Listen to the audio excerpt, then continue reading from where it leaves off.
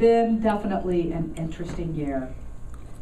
From the travel that included landing in Japan just in time for their biggest ever earthquake and tsunami, I'm good at timing. You'll notice that.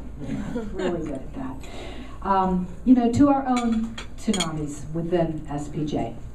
Quite a few controversies this year, including one that landed me on Bill O'Reilly. I think that was scarier than the tsunami. It's been quite a year. And we have been very active, both on the home front as well as internationally. It's been a year during which domestically our committees have been incredibly active. Perhaps the most active has been the FOI, Freedom of Information Committee, as well as ethics has been very busy. One of the items that I put in my speech when I became president that I wanted to accomplish this year was a new award called the Black Hole Award. Now, we award excellence in journalism all the time. But darn it, there's some people out there who just need to be exposed for what they're doing in this day and age.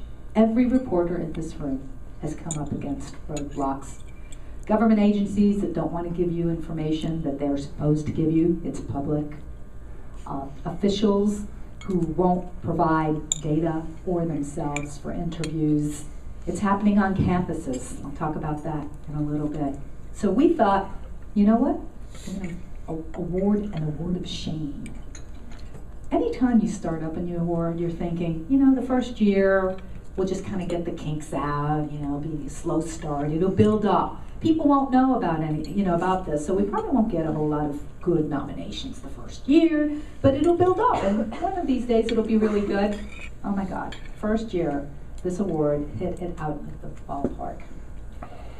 This year, Utah passed in the middle of the night practically. Very quickly, they passed a huge anti-transparency bill. I mean, it would have been impossible for reporters in that state to get any public information. If you read the details of it, you'd be appalled.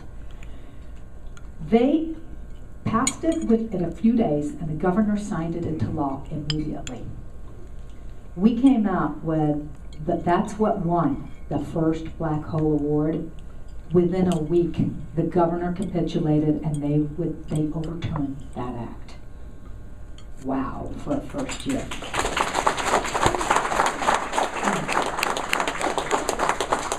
Have to give credit to Dave Coulier, who you will meet if you come to the convention, who is our Freedom of Information Committee chairman and a wonderful guy, great person, and great leader in the world of FOI. He last year he did a tour of America where he taught reporters around the country, funded partially through SDX and SPJ, and he did a tour to teach journalists how to get public information. The other committees that have done some interesting things, membership started a new drive. We talked a little bit earlier about how retention has been a problem. So membership basically started a new drive that when people sign up, when people lapse on membership, they get a phone call now, and sometimes people just forget. And we're hoping that turns around and makes some people who were going to walk away from us stay with us.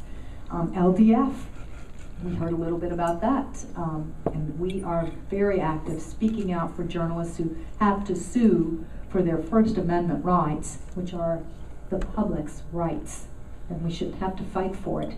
But gosh darn it, when people are trying to go to court, it's expensive, and especially individuals, sometimes they don't have the backing of their papers or any organization that can help them out. We also have been very active speaking out for student journalists. I know there are a lot of students in the room, and I want you to know that SPJ is here to fight for anything you see on your campus.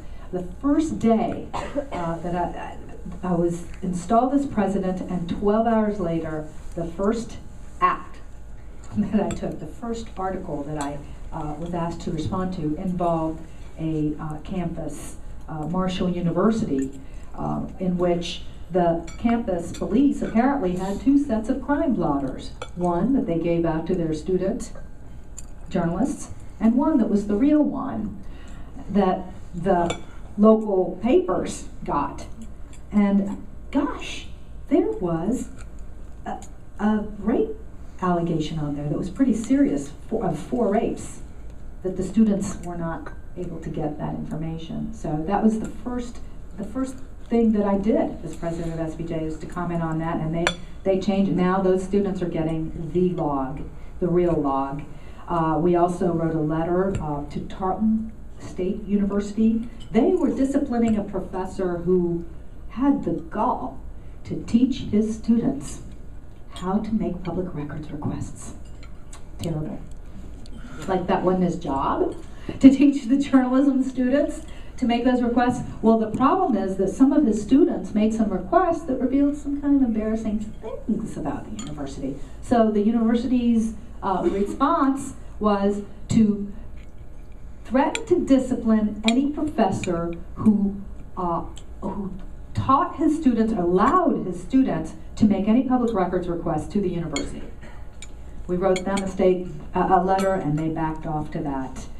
Some of our attempts weren't as lucky. I wrote a letter to the AP asking them not to cancel their minority internship program that had been ongoing and so successful for so many years, and just a great opportunity for people to work for a venerable organization. And unfortunately, they did shut that down, but not without us trying to at least, get them to realize, please at least reinstate it as soon as you can. And then we just now signed on to a letter on the abuse of FERPA, which, educational institutions have been misusing this for many years. It's supposed to protect students' confidential educational information. That's it. It's not supposed to immunize you from releasing information about the dean's vacation trip on university money. It has nothing to do with that. It's not supposed to be used as a shield from releasing anything about schools and universities. It's very specific, and it's misapplied in every state. So we just signed on to a letter to try to fight that. We also have been speaking out for journalists around the world. We issued a letter early in the year, in the term, about some beatings of a Russian journalist. We've spoken about the Middle East, and we're now working on a letter that has yet to be released, but it's going to be any day, about the journalists being killed in Pakistan right now.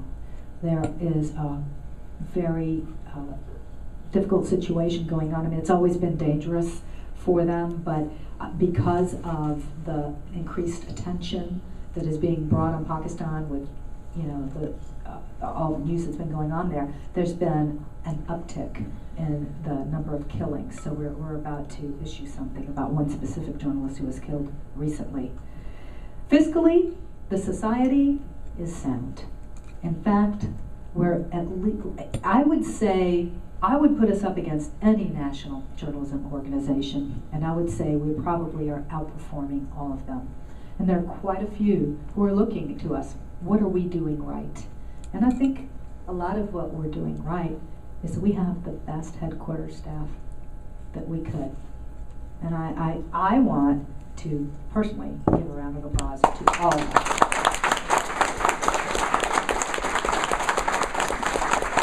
Many of them are in the room, but many of them are not. And first of all, you will never meet a nicer bunch of people. And how did you guys get so lucky? I mean, really, honestly, nice, good, hardworking people who are using your membership dollars. Ooh, I'm telling you, they are misers over there. They do not waste that money. They do not. Although I do understand, Chris, you are finally getting a laptop. Yay!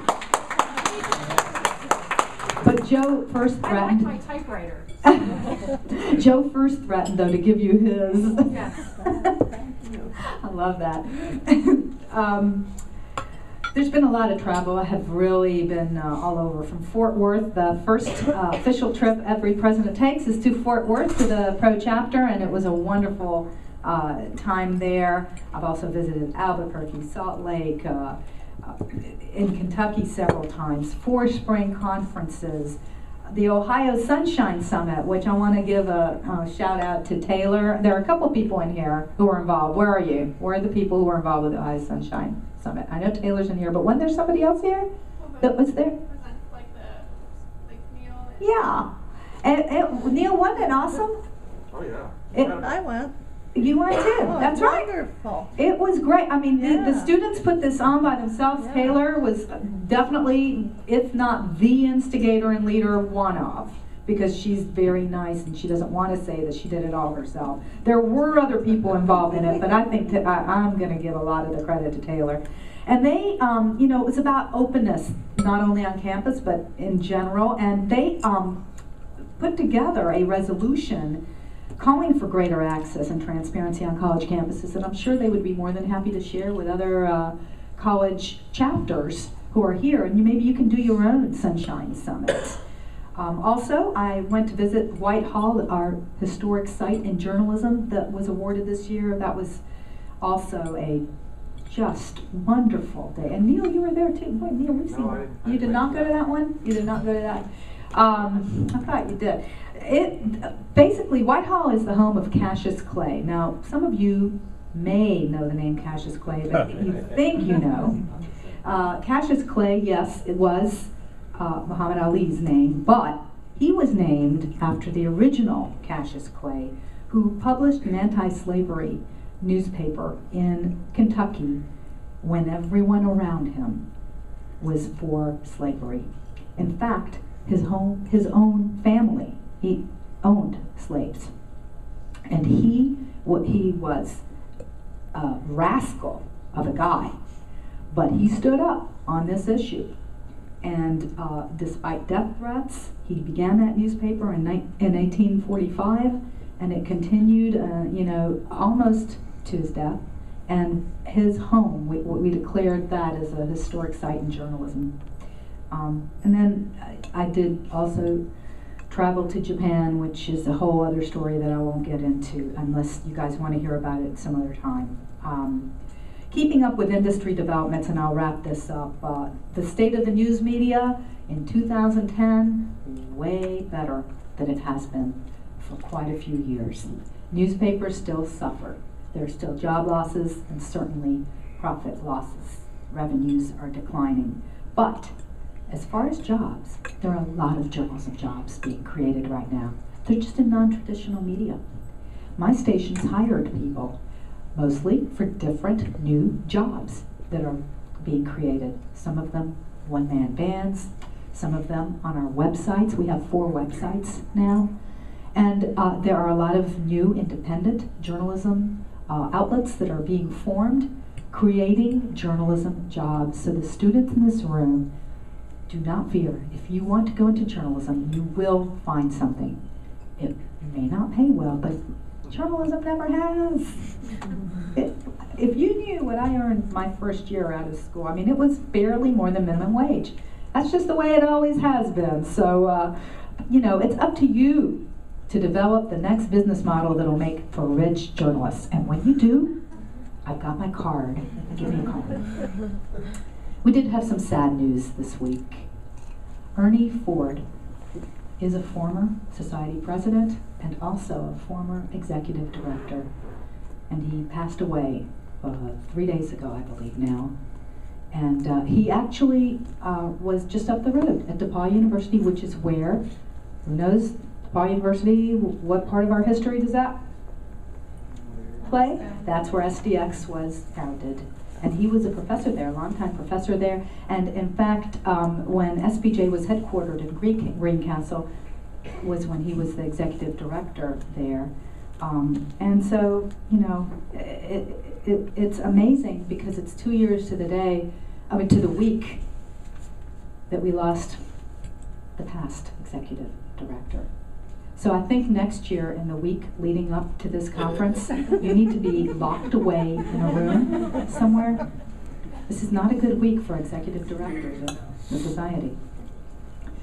And the final thing that I wanted to bring up, and of course I'll talk about anything you guys want to, but is I wanted to one more time continue what Chris began in talking to you about New Orleans. And what a wonderful convention. I think this will be one of our best. As you probably know, we're combining with RTDNA.